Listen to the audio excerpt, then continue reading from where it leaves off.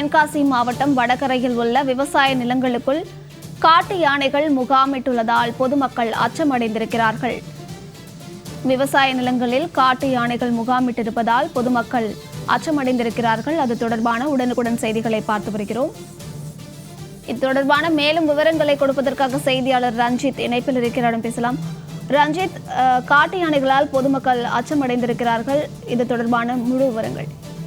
நிச்சயமாக அமரோது. அதாவது தென்காசி மாவட்டம் மேற்கு தொடர்ச்சி மலையை ஒட்டியுள்ள விவசாய நிலங்களுக்குள் அவ்வப்போது காட்டு யானை கூட்டங்களானது புகுந்து விவசாய பயிர்களை தொடர்ந்து சேதப்படுத்தி வரும் நிலையில் இது தொடர்பாக பல முறை விவசாயிகள் புகார் கொடுத்தும் யானை கூட்டங்களை வனத்திற்குள் விரட்ட முடியாமல் வனத்துறையினர் தொடர்ந்து திணறி வருகின்றனர். இந்த நிலையில் தற்போது 4 காட்டு யானைகள் கூட்டங்களானது வடகரை பகுதியில் உள்ள விவசாய நிலங்களுக்குள் புகுந்து விவசாய பயிர்களை சேதப்படுத்தி வரும் நிலையில் அந்த பகுதியிலே தொடர்ந்து யானை கூட்டங்களானது முகாமிட்டுள்ளதால் விவசாய வேலைக்கு செல்லக்கூடிய விவசாயிகள் மிகுந்த அச்சத்திற்கு உள்ளாகியுள்ளனர்.